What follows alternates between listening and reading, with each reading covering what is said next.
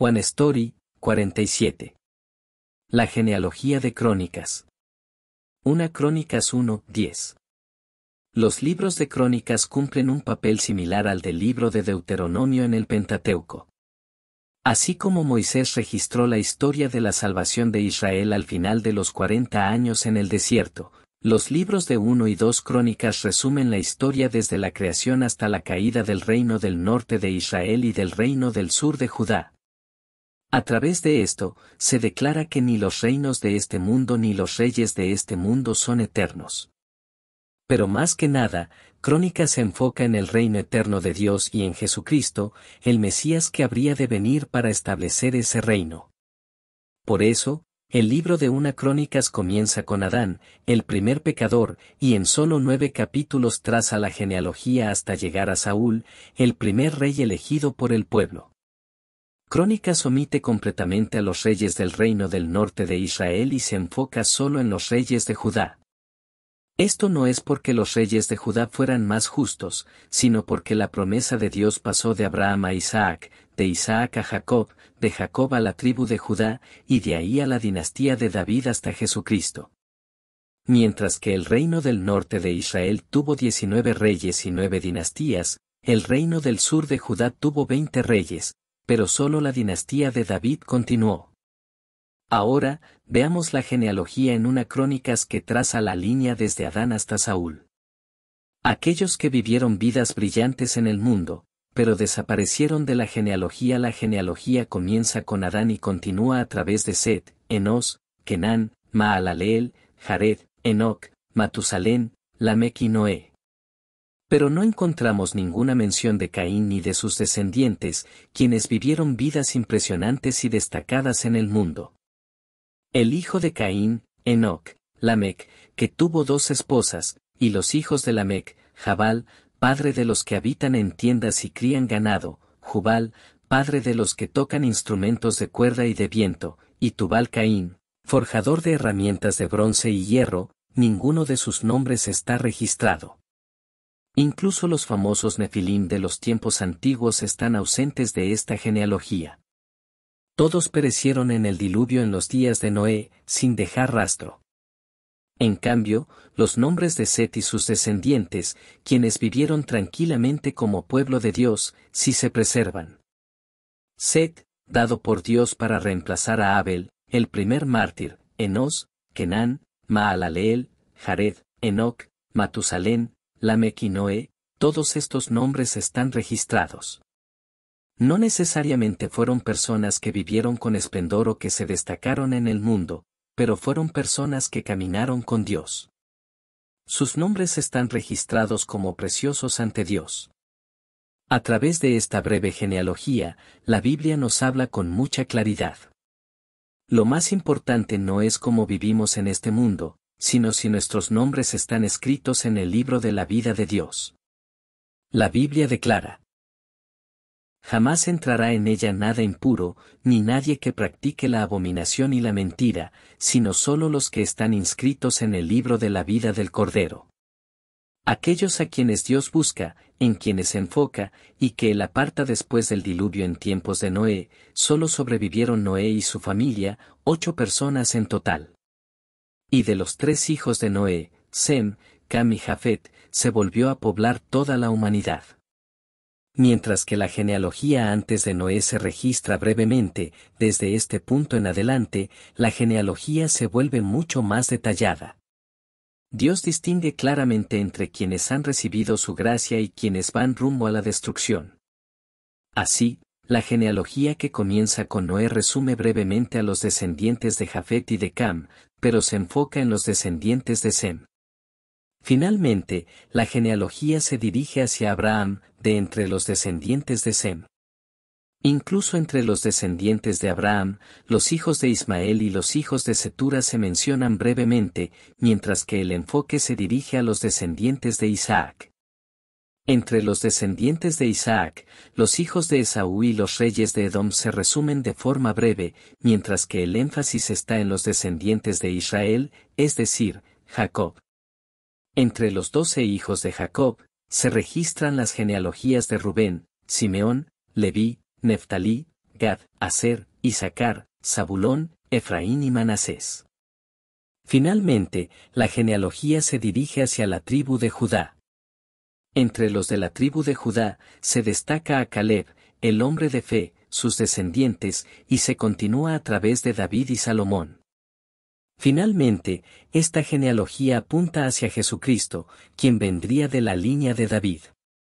Aquellos que no fueron incluidos en la genealogía. Cuando observamos la genealogía registrada en una Crónicas, vemos que algunas tribus son mencionadas solo brevemente. Por ejemplo, los descendientes de Neftalí son mencionados en un solo versículo. Los descendientes de Zabulón ni siquiera son mencionados directamente por nombre, sino que están incluidos entre los asentamientos de los levitas. Pero hay incluso una tribu cuyo nombre no aparece en absoluto en la genealogía de una Crónicas. Es la tribu de Dan. Cuando Jacob bendijo a sus 12 hijos, habló de la tribu de Dan de esta manera: Dan juzgará a su pueblo, como una de las tribus de Israel. Dan será serpiente junto al camino, víbora junto a la senda, que muerde los talones del caballo, y el jinete cae hacia atrás. La expresión serpiente junto al camino puede entenderse como una imagen de la obra de Satanás. Aun cuando la casa de Dios estaba en Silo, la tribu de Dan robó y adoró los ídolos de Micaía. La tierra que ocupaba la tribu de Dan estaba en el extremo norte de Israel. Debido a su ubicación, interactuaban mucho con las naciones gentiles vecinas, lo cual finalmente los llevó a la idolatría. Por eso Jeroboam, el primer rey del reino del norte de Israel, colocó uno de sus becerros de oro en Betel y el otro en Dan. Así, Dan se convirtió en la región donde la idolatría se institucionalizó más profundamente. Considerando todo esto, parece que la tribu de Dan, por el juicio de Dios, no fue incluida en la genealogía registrada en Crónicas. Además, la tribu de Dan también está ausente en la lista de los 144,000 siervos sellados en Apocalipsis. Especialmente en el tiempo del reino del norte de Israel, cuando los sacerdotes levitas fueron despedidos, aquellos que buscaban al Señor de todo corazón bajaron a Judá. Al observar esto, una vez más podemos ver cuán importante es en nuestra vida de fe estar centrados en el templo, en la palabra de Dios, e incluso en nuestro entorno espiritual. El papel de la tribu de Leví en la genealogía de Crónicas se da gran énfasis a la tribu de Leví junto con la tribu de Judá. Primero, se presenta la genealogía de Leví, luego los descendientes de Leví, los que servían en el tabernáculo, los descendientes de Aarón, la familia sacerdotal, los asentamientos de los levitas, y finalmente, los sacerdotes, levitas y porteros que se establecieron en Jerusalén. La razón por la cual Crónicas registra en detalle a los descendientes de Leví junto con los descendientes de Judá es porque, mientras los descendientes de Judá apuntan al Mesías venidero, Jesucristo, los descendientes de Leví representan al pueblo de Dios que pertenecerá a él por medio de Jesucristo. ¿Por qué los levitas representan al pueblo de Israel, y cómo fueron apartados por Dios, ya se explicó en detalle en 1 Story 23. Los levitas fueron elegidos y apartados por Dios sin ninguna condición. Se les confió el servicio en el tabernáculo de Dios y la tarea de ofrecer sacrificios a él.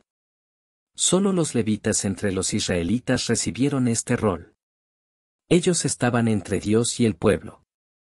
En ese sentido, Jesucristo, aunque era descendiente de Judá según la carne, es el gran sumo sacerdote espiritualmente como un levita. De igual forma, aquellos que han nacido de nuevo por la gracia de Jesucristo también son levitas espirituales. Por eso el apóstol Pedro declara: pero ustedes son linaje escogido, real sacerdocio, nación santa, pueblo adquirido por Dios. La oración de Jabs en la genealogía de los descendientes de Judá en una Crónicas, aparece un hombre llamado Jabs. La Biblia dice lo siguiente sobre él: Jabs invocó al Dios de Israel, diciendo: oh, si me bendijeras y ensancharas mi territorio. Que tu mano esté conmigo, y me libres del mal, para que no sufra aflicción. Y Dios le concedió lo que pidió. Este versículo es fácil de malinterpretar. Si se toma fuera de contexto e ignoramos el flujo de toda la Biblia, podríamos interpretarlo erróneamente como una búsqueda de bendiciones o éxito mundanos. Jabes pidió a Dios tres cosas: primero, que ensanchara su territorio. Segundo, que lo librara del mal con la ayuda de Dios. Tercero, que estuviera libre de dolor por la mano de Dios. Pero al observar el flujo de toda la Biblia, la verdadera bendición de Dios es la vida eterna dada por medio de Jesucristo. Significa vivir como extranjero en esta tierra, caminando con Dios. Así, la oración de Jabes fue, en última instancia, una oración no por esperanza terrenal, sino por el reino de Dios, anhelando la verdadera paz y el verdadero descanso. Y Dios escuchó su oración y, en su tiempo, lo guió al reino de Dios. La Biblia declara, anhelaban una patria mejor, es decir, la celestial. Y el apóstol Pablo también confiesa, deseo partir y estar con Cristo, lo cual es muchísimo mejor. Al final, la bendición que Jabes oró y recibió es la misma bendición del reino de Dios y la vida eterna que es concedida a todos los que hoy viven como pueblo de Jesucristo, como pueblo de fe.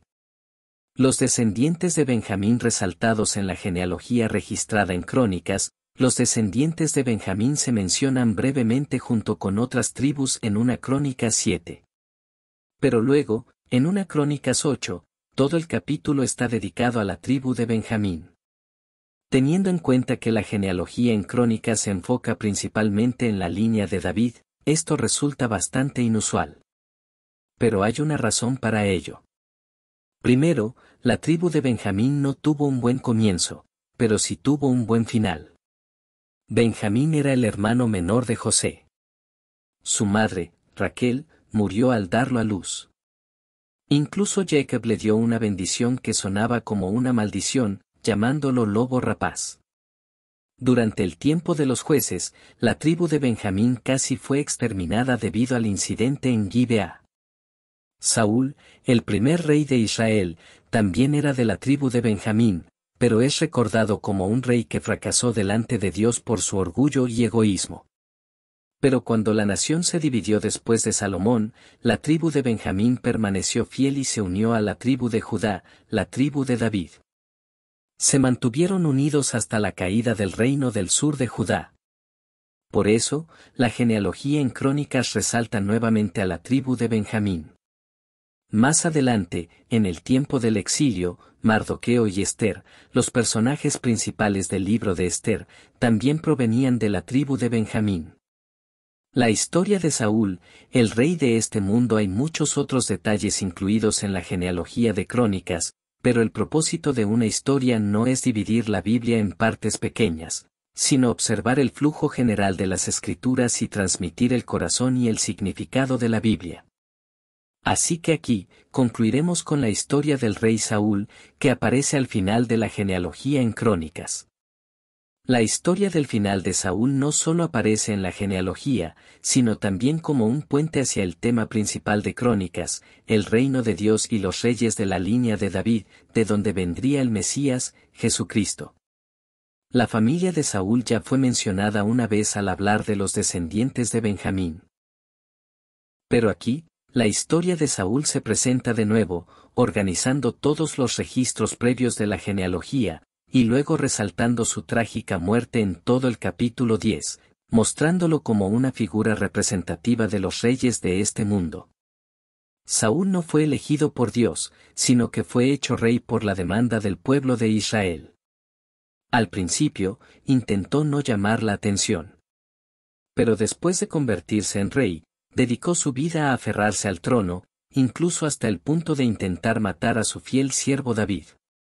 Saúl es el ejemplo típico del hombre de este mundo. Cuando el Espíritu de Dios vino sobre él, era un hombre temido por la gente. Pero cuando un espíritu maligno lo dominó, se convirtió en un hombre que temía a la gente. Saúl fue un hombre miserable que nunca reconoció verdaderamente a Dios como su rey o su padre.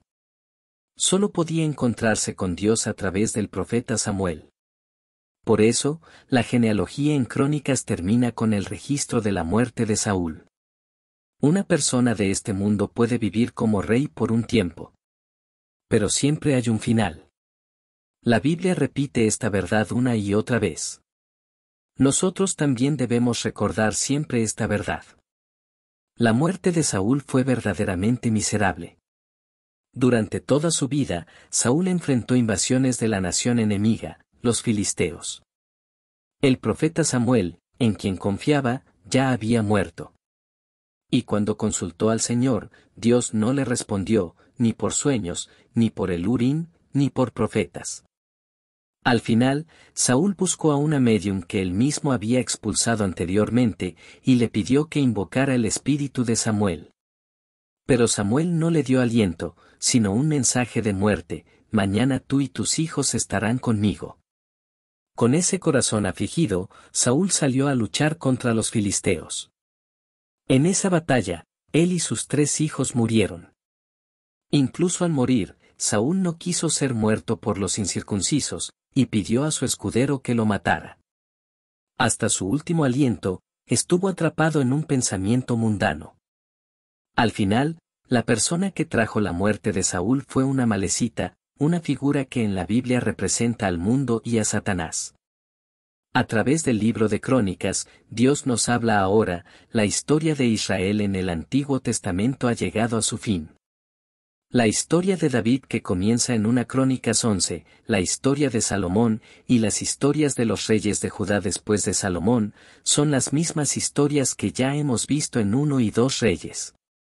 Por supuesto, Dios pudo haber declarado en una sola línea de las Escrituras que el reino de este mundo no es el reino de Dios. Pero en lugar de eso, a través de la nación de Israel, elegida como muestra y ejemplo, Dios reveló, una y otra vez, a lo largo de toda su historia, que los reinos de este mundo nunca pueden ser eternos.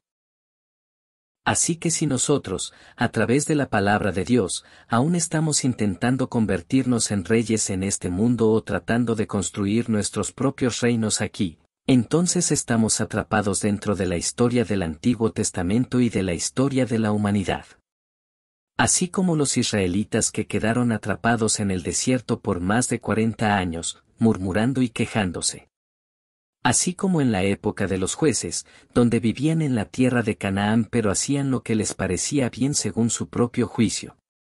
Así como los reyes de los reinos del norte y del sur de Israel, que pensaban que su reinado duraría para siempre, que creían que este mundo lo era todo, y vivían en pecado mientras disfrutaban los placeres del mundo.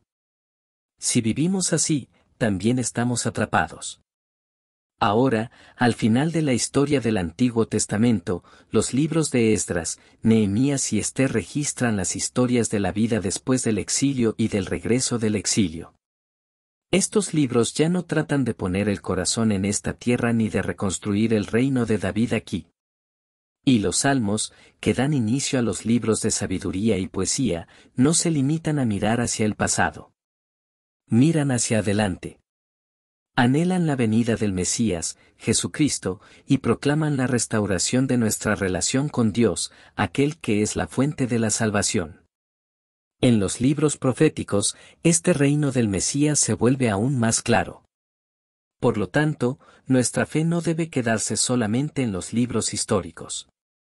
Debemos ir más allá de los libros de sabiduría y poesía, pasar por los libros proféticos, para encontrarnos con Jesucristo en los Evangelios, y ser guiados por el Espíritu Santo en el libro de los Hechos. Entonces, a través de las cartas de Pablo y de los apóstoles, llegamos a entender cómo debemos vivir el resto de nuestras vidas. Y nuestras vidas no deben terminar como la de Saúl, sino como la de David, en última instancia, como aquellos que tienen el corazón de Jesucristo. La Biblia dice, que haya en ustedes el mismo sentir que hubo en Cristo Jesús, quien, siendo por naturaleza Dios, no consideró el ser igual a Dios como algo a que aferrarse. Por el contrario, se rebajó voluntariamente, tomando la naturaleza de siervo y haciéndose semejante a los seres humanos.